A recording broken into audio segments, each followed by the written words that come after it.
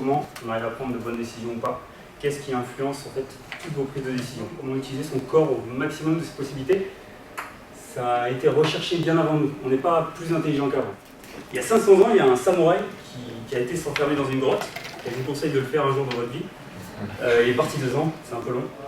Et il a réfléchi et il sort une phrase à un moment dans son livre, il dit « La position de combat devrait être la position de tous les jours. » Et puis vous allez presser les 2 talons entre eux, très fort. Au sol et entre eux, très fort. Plus vous pressez les talons, plus vous devez vous rendre compte d'une chose.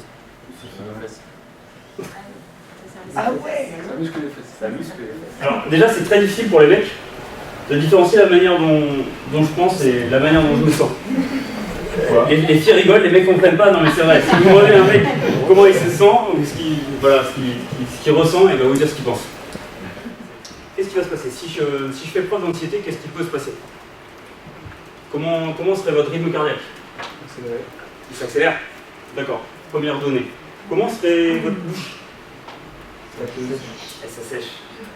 Comment pourraient être vos mains par exemple? Moite. Ok.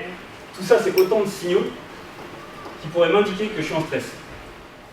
Il y a 3 manières de s'asseoir dans le monde. Le seul problème qu'on a, c'est que la chaise, c'est le système le plus instable qu'on ait trouvé pour s'asseoir. Et c'est paradoxal parce qu'on y est tout le temps. Vous avez remarqué, soit je pars en arrière, soit je m'affale devant.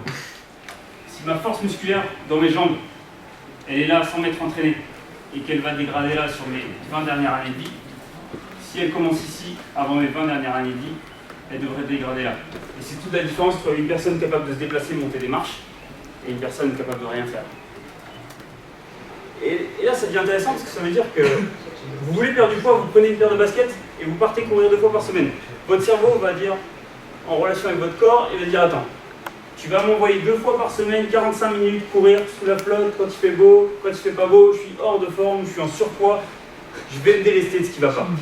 Et il va se délester de ce qui l'embête, et il va renforcer les parties musculaires qui l'intéressent, c'est-à-dire souvent les quadriceps, peut-être un peu les mollets.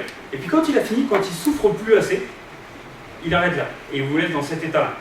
En gros, il change votre métabolisme de base, ce qu'on appelle le métabolisme de base chez l'homme. Et du coup, comme il n'y a pas de variation, comme vous êtes toujours au même rythme, après il n'a plus besoin de changer. Et c'est le pire qu'on puisse faire à votre âge. À chaque fois que quelqu'un manque d'énergie, il va vous dire « Ouais, j'ai pris quelques vacances, je suis parti me ressourcer chez mes parents, à la campagne. » Ressourcer à la campagne. Ressourcer pourquoi? Parce que la source d'énergie qu'elle a été chercher est très proche de la nature. Si mon problème, c'est de me sentir trop gros par rapport à une situation, ou parce que j'ai souffert des critiques des autres, je ne peux pas répondre à ce problème en me disant c'est pas grave à ce moment-là. Il va falloir peut-être que je perde du poids, que j'accède à un autre état, pour pouvoir me rendre compte plus tard que finalement j'avais peut-être pas besoin de faire tout ce chemin-là, pour me rendre compte que j'étais bien comme j'étais. Mais le chemin était inévitable pour accéder à cet état-là. C'est un autre débat. Mais ok, vous avez été élevé d'une certaine manière. Vous êtes dans une société où tout à l'heure on parlait des contraintes, mais c'est vous qui décidez si oui ou non vous voulez respecter le corps dans lequel vous êtes ou les activités que vous faites.